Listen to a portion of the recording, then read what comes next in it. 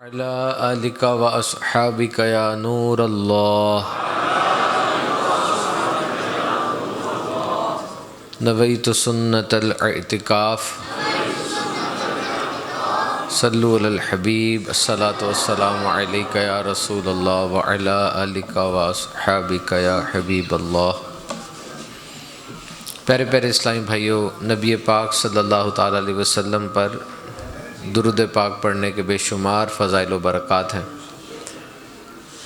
ایک روایت میں آیا کہ جو کوئی بندہ دن بھر میں 1000 بار درود پاک پڑھے وہ مرنے سے قبل جنت میں اپنا مقام دیکھ لے گا۔ آئیے جھوم جھوم کر پیارے آقا صلی اللہ علیہ وسلم پر درود پاک پڑھ لیتے ہیں۔ صلو علی الحبیب الصلاۃ والسلام علیک یا رسول اللہ وعلی آلک و اصحابک یا حبیب اللہ۔ جو درود پاک پڑھنے کی عادت بنا لیتے ہیں انہیں اس چیز کا احساس ہوتا ہے کہ رفتہ رفتہ کیسے درود پاک کی برکات وہ ظاہر ہوتی ہیں زندگی پہ۔ ویسے تو ایک بار بھی پڑھیں تو 10 رحمتوں کا نزول ہوتا ہے، 10 گناہ معاف ہوتے ہیں اور 10 نیکیاں مل جاتی ہیں، لیکن ہر وہ کام جو عادت بنا کے کیا جائے اس کا امپیکٹ، اس کا اثر انسان کی زندگی پہ بہت گہرا ہوتا ہے۔ And every small has an impact. چھوٹی کوئی چیز نہیں ہوتی، اگر وہ متواتر اور عادت بن کر ہو تو وہ چھوٹی رہتی نہیں ہے۔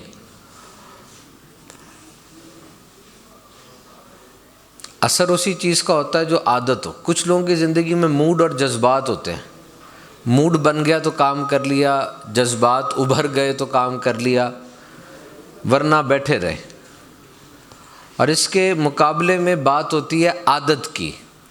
اس بندے کو اپنے موڈ سے، جذبات سے کوئی غرض نہیں ہے، موڈ ہوا یا نہیں ہوا کام کرنا ہے۔ گھر میں فوتگی ہو گئی، گھر میں کاروبار کا نقصان ہو گیا، لیکن جسم کو عادت پڑی ہوئی اس کام کی تو کام کرنا ہے۔ یہ فرق ہوتا ہے۔ آپ نے کسی کے کوئی بیان سن لیا یا کوئی ایسی بات آپ کے ساتھ ہوئی تو آپ جذبات میں آ گئے، آپ نے کچھ ایک دم سے شروع کر دیا، ساری رات جاگے رہے اور پھر سال بعد یاد آیا کچھ کرنا۔ تو درود پاک کی ایکٹیویٹی کو بھی اسی معیار پہ رکھیں کہ اگر میں درود پاک کی برکتیں پورے انداز سے حاصل کرنا چاہتا ہوں تو مجھے مسلسل روزانہ کچھ نہ کچھ تعداد میں درود پاک پڑھنا چاہیے۔ لوگ جھوٹ بولتے ہیں، ہنسا جھوٹ نہیں بولتا۔ پیپل دے لائے بٹ فگر اور ڈیجٹ نیور لائے۔ آپ مجھے کہیں گے جی ہم روز ہم بہت زیادہ درود پڑھیں گے، ہم بہت زیادہ درود پاک پڑھیں گے۔ اب اس کو کوانٹیفائی کریں، کوئی تعداد بتائیں، کتنا درود پاک پڑھیں گے؟ جب انسان اپنے نیت کو، اپنے ہدف کو کوئی نمبر دیتا ہے نا تو اس کا خود دل کرتا ہے اس کی طرف بڑھنے کو۔ اور درود پاک کو آپ نمبر دیں گے تو آپ پھر تھوڑی فضائل اور فضیلتوں کو بھی یاد رکھیں گے۔ اگر آپ کہتے ہیں روزانہ 100 بار درود پڑھوں گا، 313 بار پڑھوں گا، تو جتنا درود پاک پڑھتے جائیں گے اتنی برکتیں ہوتی چلی جائیں گی۔ Start small but be persistent. تھوڑا نمبر لیں، تھوڑے لے لیں، لیکن اس پہ استقامت رکھیں۔ اگر آپ کہتے ہیں روز کا 50 پڑھوں گا، اٹس ویل انف، 50 پڑھیں، لیکن روزانہ 50 پڑھیں۔ یہ جو ہمیشگی ہوتی ہے نا، اس میں ایک جادو ہوتا ہے، انسان یہ کرنا شروع کر دیتا ہے۔ کہتے ہیں پاکستان ایئر فورس کا ایک افسر تھا، وہ درود پاک کی بڑی ترغیب دلایا کرتا تھا، اسکولوں کالجوں میں جا کر بھی لوگوں کو بتاتا تھا اور نوجوانوں کو خاص طور پہ درود و سلام پڑھنے کی ترغیب دلاتا تھا۔ تو کسی نے اس سے پوچھا کہ اس کی کیا وجہ ہے، آپ خاص طور پہ اس عبادت کے بارے میں تاکید فرماتے ہیں؟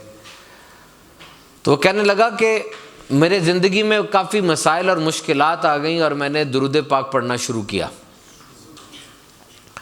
اور جب میں 1,00,000 دفعہ درود پاک پڑھ چکا تو مجھے ایک رات خواب آئی کہ ایک سامنے گندا نالا ہے اور گندے نالے کے سامنے اس پار ایک بہت خوبصورت باغ ہے، اور بہت وہاں چڑیاں ہیں اور پھل ہیں پھول ہیں، بڑا خوش نما باغ ہے۔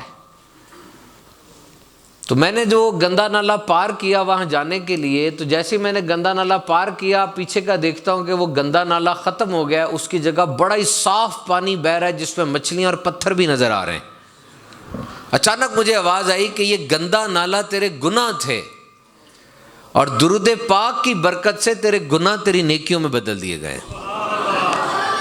تو اب میری گنتی بڑھتی جا رہی ہے اور سکون آ گیا ہے، اور میں بہت اطمینان سے زندگی بسر کر رہا ہوں، اور میں یہی سوچ رہا ہوں کہ یہ نسخہ جو مجھے ملا کیوں نہ میں اپنی آنے والی نسل کو بتاؤں، کیونکہ آنے والی نسل کے چیلنجز، مقابلے، مصائب، آلام، مشکلات یہ تو بڑھتی جا رہی ہیں۔ جوانی میں ایک جوش ہوتا ہے، انسان مشکل کو حل کر لیتا ہے، لیکن آگے جا کے مشکلات بڑھ جاتی ہیں۔ تو کیوں نہ ایک پکا وظیفہ ایسا رکھ لیں، مشکلات تو کبھی کم نہیں ہوں گی۔ This is not how the life works, زندگی ایسے نہیں چلتی، اس کے اندر یہ ضروری ہے۔ تبھی کسی نے کہا یہ نہ کہو کہ مشکلات کم ہو جائیں، کہو کہ جو بھی مشکل آ رہی ہے اس کو سہنے کا حوصلہ پیدا ہو جائے۔ اے اللہ مجھے اتنا حوصلہ دے۔ اور یہ بڑی ضروری تھی جو آپ کی زندگی میں مشکلات آ گئیں، انہوں نے بنایا آپ کو جو آج بنایا ہے۔ کنسٹرکشن کا آپ کو مطلب نہیں پتا کیا ہوتا ہے؟ تعمیر کسے کہتے ہیں؟ ڈیولپمنٹ، پروگریس کسے کہا جاتا ہے؟ ایک بیج دیکھا آپ نے؟ وہ بیج ہے، آڑو کا بیج ہے، آم کا بیج ہے، خوبانی کا بیج ہے۔ اس بیج کو آپ زمین میں ڈالتے ہیں، اس بیج کے اوپر کتنا دباؤ آئے گا زمین کا، اور پانی میں بہنا پڑے گا اس کو، وہ پھٹنا شروع ہو جائے گا۔ اگر آپ کو ترقی کی تعریف نہیں نہ پتا تو اس بیج کو پھٹتے دیکھ کر آپ کہیں گے یہ تباہ ہو رہا ہے۔ کیا وہ تباہ ہو رہا ہے؟ وہ تباہ نہیں ہو رہا، وہ اگ رہا ہے۔ یہ عمل، پروسیس ایسا ہی ہوتا ہے۔ اور پھر ایک بہت بڑے پروسیس کے بعد اس میں سے پھل پھول نکلیں گے اور وہ بڑا ہوگا۔ اب آپ کو پتہ چلے گا ترقی کسے کہتے ہیں۔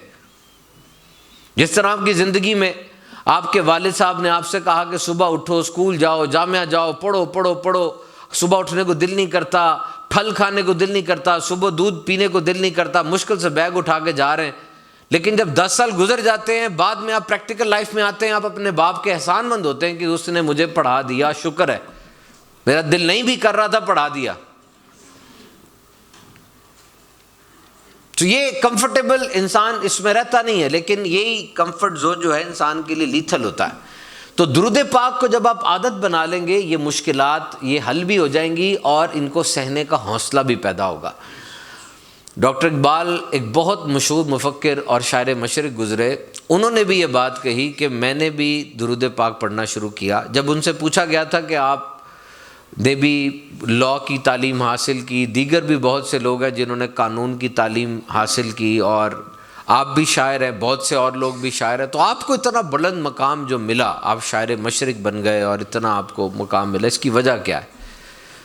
تو ان کا بھی جواب یہی تھا کہ میں نے بھی نبی اکرم صلی اللہ علیہ وسلم پہ درود پاک پڑھنے کی نیت کی، اور جب 1,00,000 بار درود میں نے پڑھ لیا تو میرے پہ بڑے دروازے کھلے، بڑے راز کھلنا شروع ہو گئے، اور بڑی چیزیں مجھ پر ان کا انکشاف ہوا، اور آج میری جتنی ترقی ہے اس کا کریڈٹ درود پاک کو ہی جاتا ہے، کیونکہ اس دنیا میں جس کو جو عزت ملتی ہے وہ نبی پاک صلی اللہ علیہ وسلم کے صدقے ہے، اور جو رزق تقسیم ہوتا ہے وہ نبی پاک صلی اللہ علیہ وسلم کے صدقے ہے۔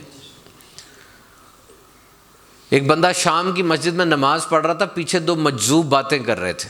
مجذوب کہتے ہیں اس بزرگ کو جو بہت زیادہ اللہ کی بارگاہ میں مقبول ہو اور بہت زیادہ کھب چکا ہو۔ ایک دوسرے سے کہتا ہے کہ نبی پاک صلی اللہ علیہ وسلم کا فون نمبر کیا ہے؟ آپ کا فون نمبر کیا ہے؟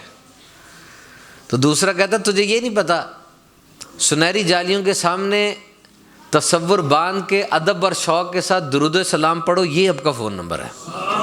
کیونکہ جب فون کرو تو ڈائریکٹ لائن مل جاتی ہے نا، تو کہتا ہے یہ کام کرو گے ڈائریکٹ لائن مل جائے گی، کیونکہ حضور خود درود سنتے ہیں اور فرشتے بھی حضور کی بارگاہ میں درود پیش کرتے ہیں۔ تو تمام نیکیوں میں وہ نیکیاں جو حضور کی محبت کو بڑھاتی ہیں، اور نیکیوں کا نمبر 1 پہ لے آئیں، کیونکہ یہ محبت ایمان کی جان ہے۔ بہت سی نیکیاں ہیں، وہ نیکی کون سی ہے کہ جب آپ کریں گے آپ کے دل میں نبی اکرم صلی اللہ علیہ وسلم کی محبت بڑھے گی۔ یاد رکھیں، جب بھی کسی کا ذکر آپ کرتے ہیں، اس ذکر کی برکت سے آپ کے دل میں اس بندے کی، اس ہستی کی محبت بڑھتی ہے، زبان ہلتی ہے، بار بار آپ تذکرہ کرتے ہیں اور محبت بڑھتی چلی جاتی ہے۔ حرمین طیبین جائیں، مدینہ شریف کی زیارت کریں، محبت بڑھے گی۔ حضور کی سیرت کا مطالعہ کریں، یہ وہ واحد ذات ہے اور اتنی بلند و بالا ہستی ہے کہ جتنا آپ نبی پاک کو پڑھتے چلے جائیں گے اتنی دل میں محبت بڑھتی چلی جائے گی۔ آپ کی سیرت کا بیان ایسا ہے، آپ کی شان کا کمال ایسا ہے، آپ کی ہستی کی رفعت، آپ کی عزت، آپ کا مرتبہ اور مقام ایسا ہے، آپ پڑھ کے دیکھ لیں۔ کیونکہ ہمیں معاف کرنے کا وہ بتائے گا جس کے قبضے میں طاقت آئی اور پھر اس نے معاف کیا۔ دیکھیں، میں باہر جا رہا ہوں، کوئی فقیر مجھ سے آ کے بات کرتا ہے اور مجھے کہتا ہے میں نے معاف کیا۔ اس نے معاف نہیں کیا، اس نے برداشت کیا، اس کے پاس تو طاقت ہی نہیں ہے معاف کرنے کی۔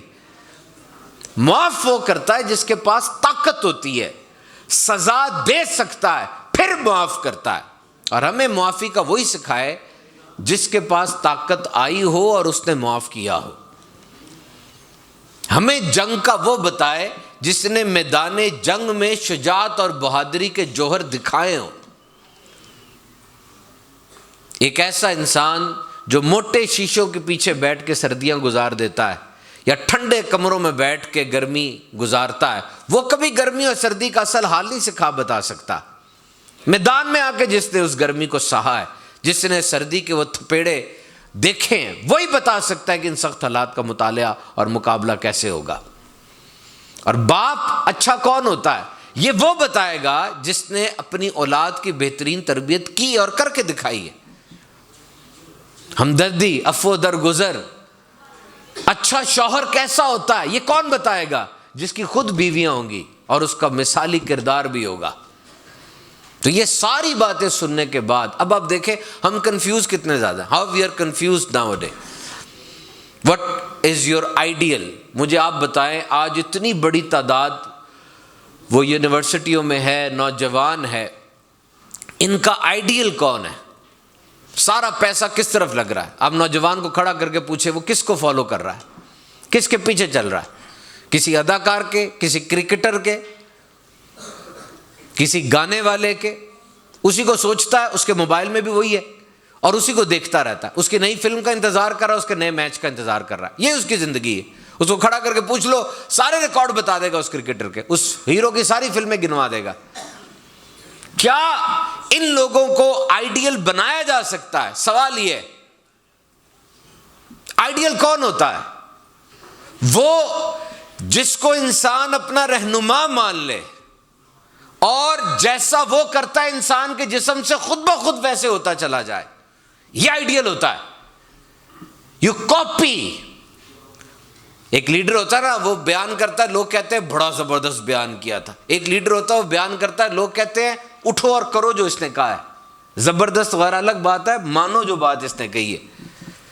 تو انسان جب دل سے کسی کو مان لیتا ہے اب بالکل اس جیسی حرکتیں کرے گا۔ اور ایک بات یاد رکھنا، اگر کوئی یہ سمجھتا ہے کہ کرکٹر اور کھلاڑی اس کو میں نے آئیڈیل بنایا ہے، یا اداکار اس کے پیچھے میں چلتا ہوں اور جیسی اس کی تصویر آتی ہے رک جاتا ہوں، اس کی خبر آتی ہے تو رک کے پہلے اس کو پڑھتا ہوں، یہ چھوٹی بات نہیں ہے، یہ بہت بڑی بات ہے۔ Your mind is just like a computer, super computer. You don't know what thing is residing in between your two ears. آپ کو اندازہ نہیں آپ کے دونوں کانوں کے درمیان کیا چیز پڑی ہوئی ہے۔ جو روز آپ دیکھتے ہیں، جو روز آپ سوچتے ہیں، یہ آپ کے دماغ کی خوراک ہے اور وہی آپ کی زندگی بن جاتی ہے۔ لیکن کیا ایک کھلاڑی کو فالو کیا جا سکتا ہے؟ پھر میں آپ سے پوچھ رہا ہوں،